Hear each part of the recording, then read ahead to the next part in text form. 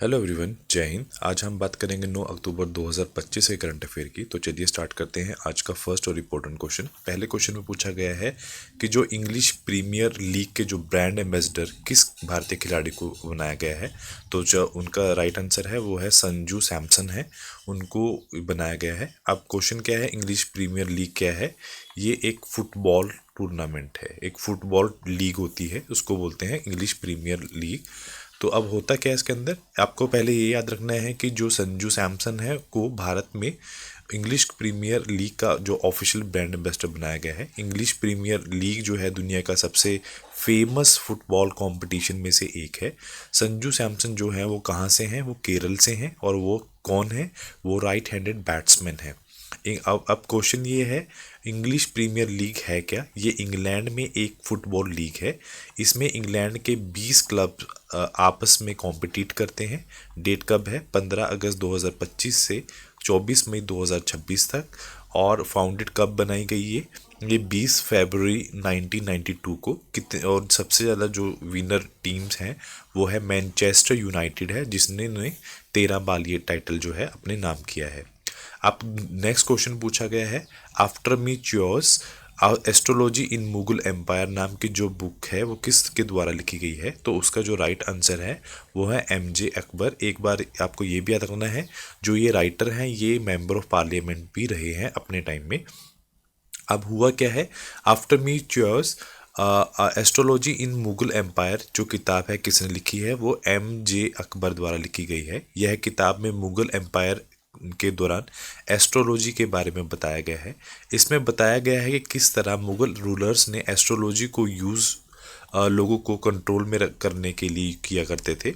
M जे अकबर कौन है? ये भारत के एक जर्नलिस्ट हैं, एक राइटर है, एक पॉलिटिशियन है, जो कहाँ से हैं? वेस्ट बंगाल से हैं।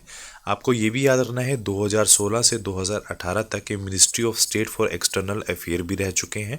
और 2016 से 2022 तक ये एमपी मतलब मेंबर ऑफ पार्लियामेंट भी रह चुके हैं। उन्होंने जो बुक्स लिखी हैं वो लिखी हैं Nehru the making of India 1990 में, और कश्मीर बिहाइंड द व्हील्स 1991 के अंदर लिखी है। अगला क्वेश्चन पूछा गया है कि 2025 का जो फिजिक्स की बात की जाए, भौतिक को नोबेल पुरस्कार किसे दिया गया है? तो वो सभी हैं, ये सभी लोग हैं जिनको मिला है। कौन कौन से? जॉन क्लार्क, और उसके बाद है मिशेल एच डेवरट, और उसके बाद है जॉन एम जो मार्टिन्स हैं, उनको तीनों को ये जो है नोबेल पुरस्कार मिला है। अब वजह क्या है आपको ये भी याद करना है, जॉन क्लार्क कहाँ से हैं? यूनाइटेड किंगडम से हैं। मिशेल डेवोरेट जो है फ्रांस से हैं। जॉन मार्टिन्स जो है यूएसए से हैं। इनको किसके लिए मिला है? इनको मिला है माइक्रोस्कोपिक क्वांटम मैकेनिकल टनलिंग के लिए इनको ये अवार्ड मिला है। ये पुरस्कार जो प्राइज़ है ये मिला है। होती क्या है टनलिंग? आपको ये ऐसे बहुत जो नॉर्मल सी लैंग्वेज में समझा रहा हूँ। जब हम किसी गेंद को दीवार पर मारते हैं तो वह टकराकर वापस लौटती है। यह सामान्य भौतिक का व्यवहार है, मेनली ये होता है।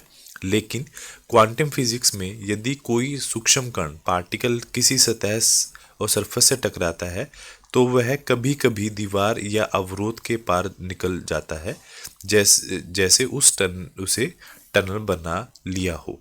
तो इस चीज़ के ऊपर उन्होंने जो रिसर्च करी है उसके बेस पे उनको नोबेल प्राइज़ मिला है 2025 का फिजिक्स का।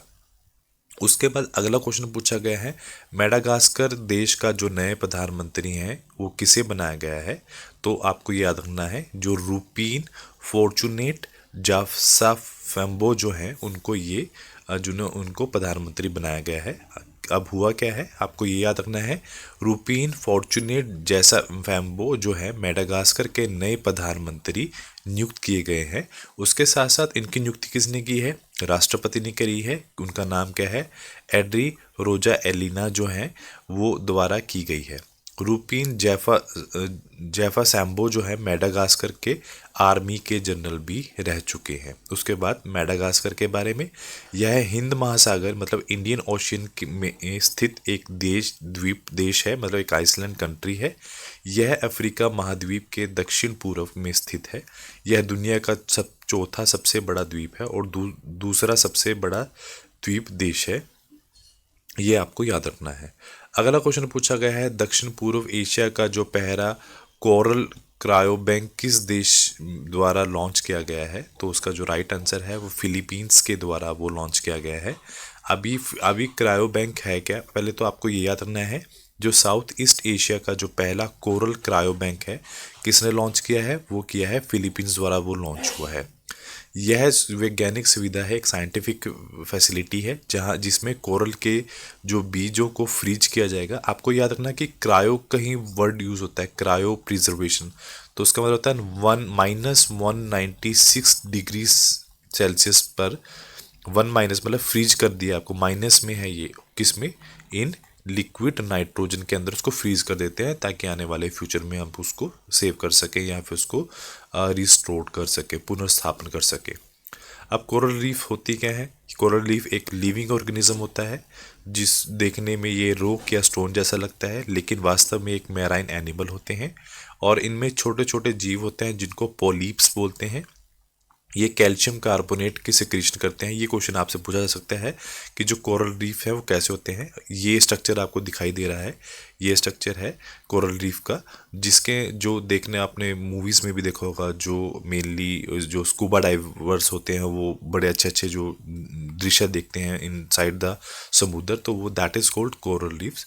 आपसे जीके में क्वेश्चन पूछा जा सकता है कि कोरल रीफ्स में किसका जो सिक्रीशन होता है, तो आपको ये याद रखना है कैल्शियम कार्बोनेट का सिक्रीशन होता है, और जिसकी वजह से इसका जो स्ट्रक्चर है वो हार्ड हो जाता है और इनकी संरचनाओं को हम क्या बोलते हैं? कोरल रीफ बोलते हैं। उसके बाद अगला क्वेश्चन पूछा गया है कि हाल में ही आयात निर्यात लेन देन के लिए जो है ई बॉन्ड जो प्रणाली है वो शुरू करने वाला भारत का 16वां राज्य कौन सा बना है? तो उसका जो राइट आंसर है वो महाराष्ट्र इसका 16वां राज्य बना है। अब हुआ क्या है, आपको ये भी याद रखना है कि महाराष्ट्र बना है। महाराष्ट्र आयात निर्यात मतलब इंपोर्ट एक्सपोर्ट लेन देन के लिए पारंपरिक जो कागजी बॉन्ड की जगह ई बॉन्ड प्रणाली, मतलब उन्होंने कागजी जो बॉन्ड हैं उनको छोड़कर अब वो इलेक्ट्रॉनिक्स बॉन्ड पे, मतलब जो ऑनलाइन बॉन्ड्स हैं उनको शुरू करने वाला 16 राज्य बन चुका है।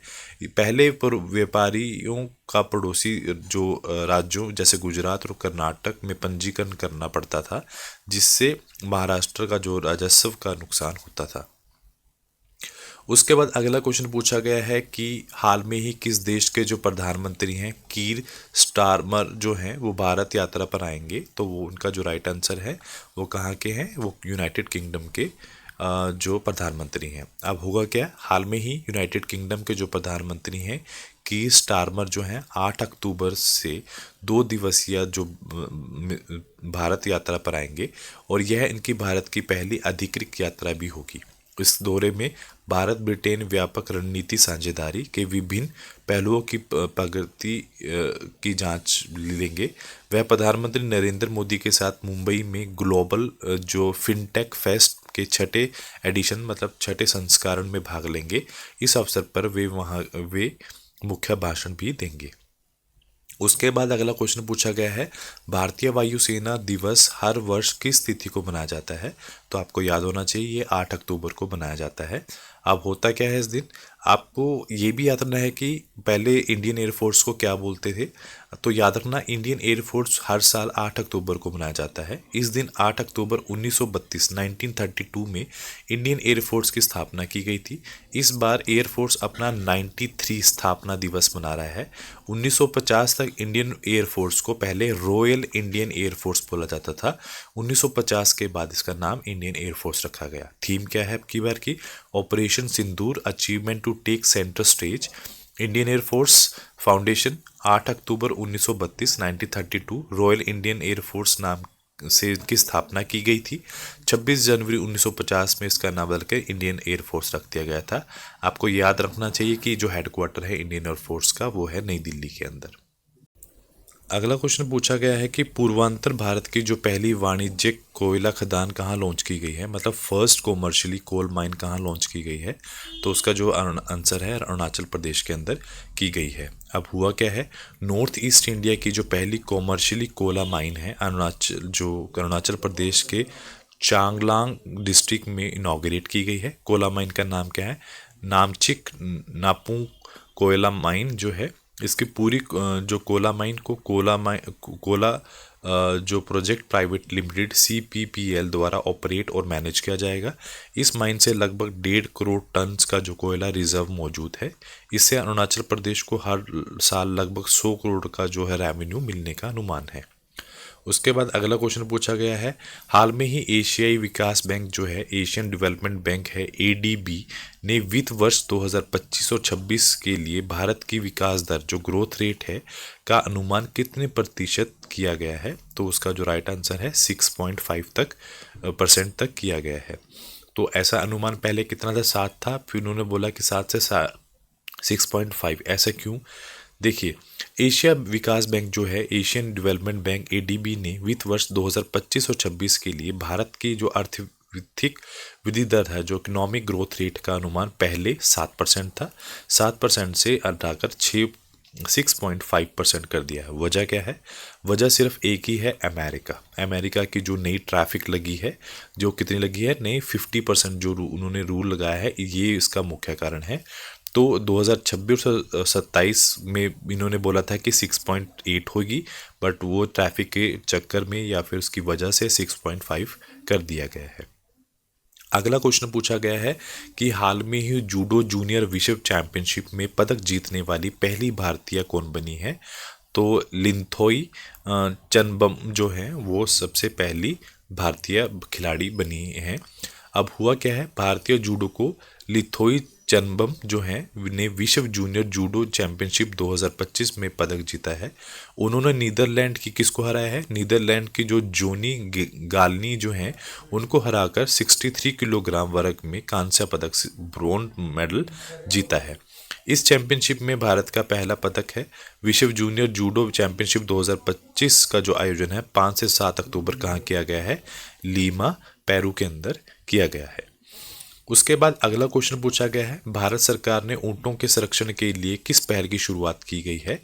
तो उन्होंने इस पहल की स्टार्ट की गई है नेशनल कैमल सस्टेनेबिलिटी इनिशिएटिव, राष्ट्रीय ऊँट स्थिरता पहल की शुरुआत की गई है, क्योंकि जो ऊँटों की जो जनसंख्या है वो एकदम से गिरी है। तो आपको याद रखना चाहिए कि भारत सरकार ने ऊँटों की घटती संख्या को बचाने के लिए राष्ट्रीय ऊँट स्थिरता पहल, नेशनल कैमल सस्टेनेबिलिटी इनिशिएटिव शुरू करने की घोषणा की है।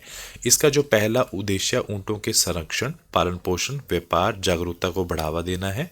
भारत में ऊँटों की जो संख्या है वो तेजी से घट रही है। 1977 में 11 लाख ऊँट थे, 2019 में 2.52 मतलब 2.5 लाख जो है ऊँट रह गए हैं। इसका मतलब क्या है? और इसमें यह भी याद रखना है, जो 90% ऊँट हैं वो राजस्थान और गुजरात में पाए जाते हैं। ऊँटों की गिरती हुई संख्या पशुपालन विविधता के लिए नुकसानदेह है। अगला क्वेश्चन पूछा गया है, श्रद्धांजलि योजना किस राज्य सरकार द्वारा शुरू की गई है? तो उसका जो राइट आंसर है, आसाम सरकार द्वारा ये लॉन्च की गई है। ऐसा क्या हुआ है? तो आपको याद रखना है कि लॉन्च करने वाली सरकार कौन सी है? आसाम सरकार है। लाभार्थी कौन है? वे आसाम के निवासी जो राज्य के बाहर काम या पढ़ाई के लिए दौरान वहाँ पर उनकी मृत्यु हो जाए। लक्ष्य क्या है? जो व्यक्ति मर चुका है उसके पार्थिव शरीर को सम्मानपूर्वक और सरकारी खर्चे पर आसाम लाना। प्रक्रिया, राज्य सरकार संबंधित राज्य में जो कोऑर्डिनेशन जो है कर शव को एयर या फिर रोड मार्गों से लाएगी। उसके बाद अगला क्वेश्चन पूछा गया है, मैरोहो जोगोबा जो है किस राज्य में मनाया गया जाता है? तो उसका जो राइट आंसर है वो मणिपुर के अंदर ये जो त्यौहार है वो मनाया जाता है। मैरोगो चोगबा मणिपुर का एक पारंपरिक संस्कृति पर्व है। यह पर्व राज्य की पहाड़ी और घाटी समुदाय के बीच में एकता और मेलजोल को दर्शाता है। यह हर साल मेरा पूर्णिमा के दिन मनाया जाता है। मणिपुर कैलेंडर के अनुसार मेरा महीना 15वें चंद्र दिवस लूनार पर्व पड़ता है। तो और उसके बाद आज का लास्ट क्वेश्चन में पूछा गया है कि जो मदरसा बोर्ड को समाप्त कर अल्पसंख्यक शिक्षा को मुख्य धारा से जोड़ने वाला जो पहला राज्य है वो कौन बना है? वो बना है उत्तराखंड। अब ऐसा क्या हुआ है? उन्होंने ये बोला है कि जो मदरसा बोर्ड है उनको एबॉलिश कर, मतलब उनको तोड़कर हम इसको उत्तराखंड स्कूल एजुकेशन बोर्ड के साथ जोड़ देंगे। मतलब मदरसों को तोड़कर स्कूल में कन्वर्ट करने वाला सीन यहाँ पर दिखाई दे रहा है।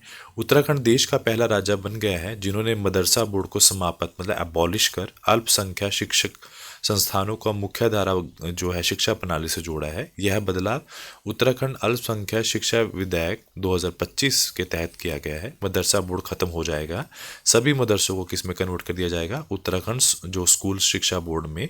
उसके बाद राष्ट्रीय पाठ्यक्रम जो नेशनल जो नॉर्मल स्कूलों में जो एजुकेशन बोर्ड होता है, नेशनल करिकुलम होता है, और ये जो नई शिक्षा नीति लागू होगी। छात्रों को समान, इक्वल और आधुनिक शिक्षा भी प्राप्त की जाएगी।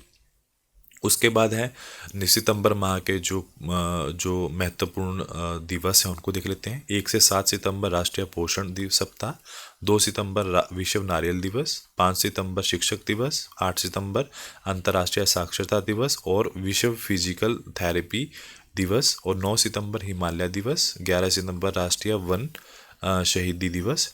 उसके बाद अगला है 14 सितंबर हिंदी दिवस, 15 सितंबर इंजीनियर्स डे अंतर्राष्ट्रीय लोकतंत्र दिवस, 16 सितंबर विश्व ओजोन दिवस, 18 सितंबर विश्व बांस दिवस, 21 सितंबर विश्व अल्जाइमर दिवस, 22 सितंबर विश्व गैंडा दिवस, 25 सितंबर विश्व समुद्री दिवस, और उसके बाद 28 सितंबर विश्व रैबीज दिवस और विश्व समुद्री दिवस, 29 सितंबर विश्व हृदय दिवस, 30 सितंबर अंतर्राष्ट्रीय अनुवाद दिवस। उसके बाद आज का जो क्वेश्चन है, आज का ये आपका क्वेश्चन है। इस क्वेश्चन में ये पूछा गया है, इसका जो आंसर है, आप इसका आंसर कहाँ दोगे, आप कमेंट बॉक्स में दोगे, कमेंट बॉक्स में। तो पूछा गया है सीवी रमन को किस वर्ष में रमन जो प्रभाव के लिए नोबेल पुरस्कार किस वर्ष में मिला था, इसका जो आंसर है ऑन अ कमेंट बॉक्स। तो आज के लिए इतना ही। Do like share and subscribe my channel. Thank you so much.